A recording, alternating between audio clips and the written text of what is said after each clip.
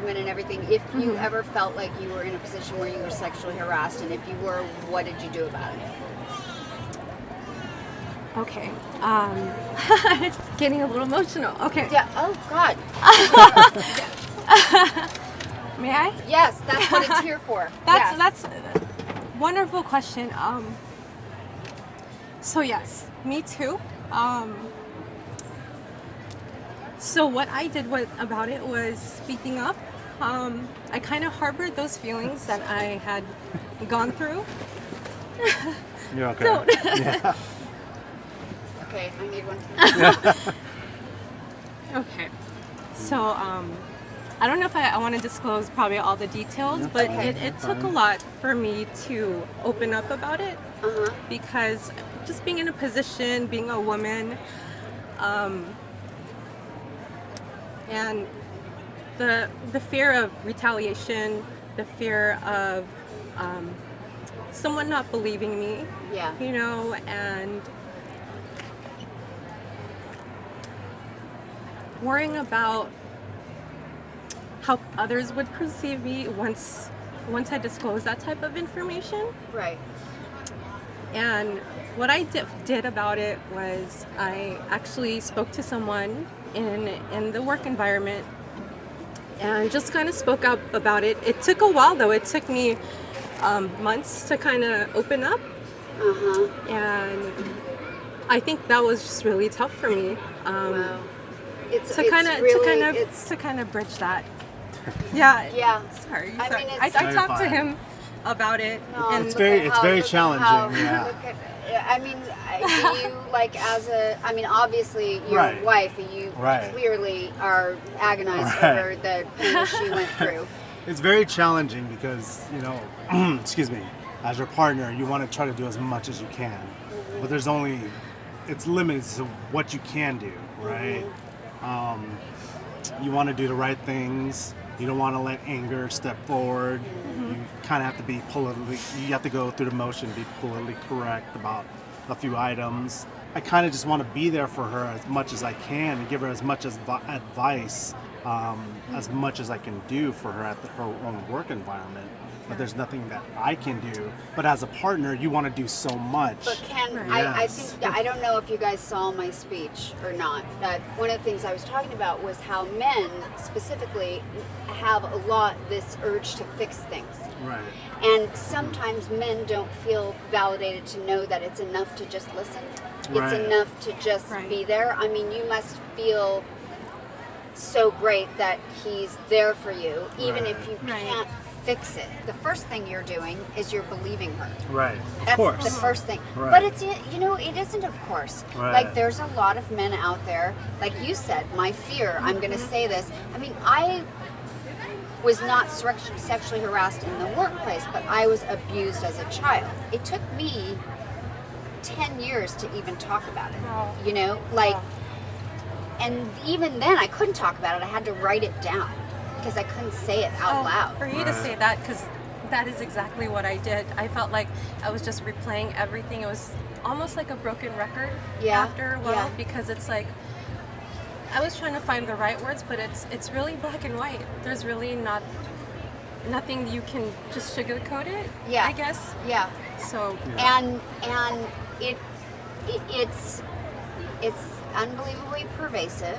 Right.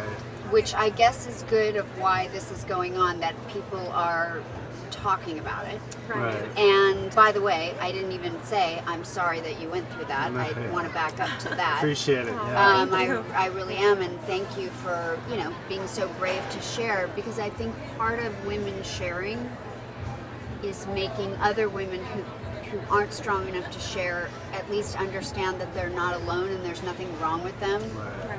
And then part of you sharing is being like, there are men who will believe me, Right. who will, support me, who will empathize with me, even if they can't fix it and change it. And you spoke up. That's got to be really hard. it was. I mean, seeing that on social media, right? People posting their stories. Yeah. I go, wow. I was reading a lot of these stories, and once it happened, it was more like, I can't believe this is happening to me too, Yeah. Right. And I'll be honest, like after reading their stories and how it helped them kind of heal them, Yeah.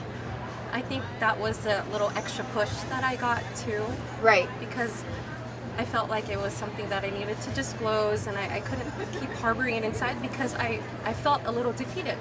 You know, Yeah. you just shut down, Right. and that's what he's noticed about me, and that's what he just asked me. That's in the question. What's wrong with you? Like Yeah. something's really off. Something's different.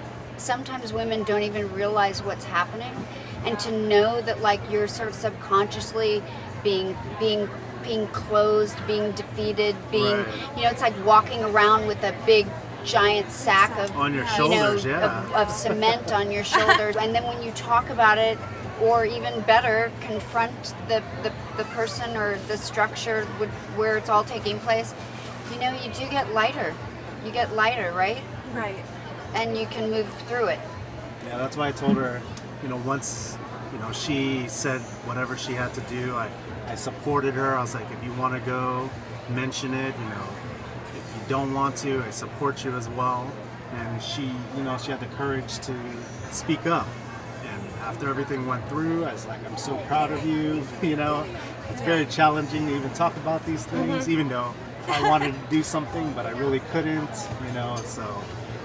You know, that's why I was Wow. like really proud of her for doing all that. Well, Yeah. congratulations on, you know, on being that brave and that strong. And I know, I can see in you that you did the right thing, and you know, you're going to get past this and survive it. And I can also just tell you, you're the most beautiful crier I've ever met. Are you kidding me?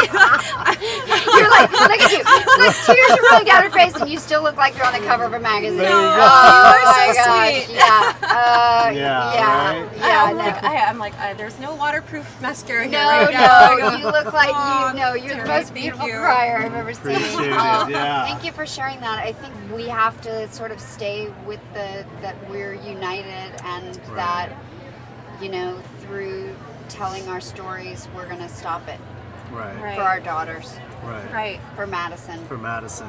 Yeah, Yeah. right? Yeah, being a father, you definitely don't want, you know, that to happen to your own kid. Yeah. Let alone, you know, her, and it breaks me sometimes, and I'm just like, Oh God, stop! Oh my gosh. Okay. Group hug. Yes. Yeah, come on, we're going to get out. Hug it out. Oh my God, I'm leaving you. And they're oh so man, and then everyone's gonna be like looking at us like, what just happened in there, I right? know. I feel like we all have to do a Right. shot of tequila. You guys are two Appreciate beautiful it. people. You are too, yeah. You're like Thank you. beautiful parents, beautiful woman, Right. beautiful woman inside I'm and a lucky out. guy. Yeah. You are a Thank you lucky very guy. much. You are a lucky guy. And you guys are such a beautiful couple. Thank you Appreciate for it. sharing all the stories with me. Yeah. And you sound like you're the best parents ever. We need more parents like that out there. I think our takeaway from this experience is that, you know, They do that, don't they? a lot of people are actually the same. You know, it's just all human nature, right? You can just have a general conversation and everyone's on the same topic.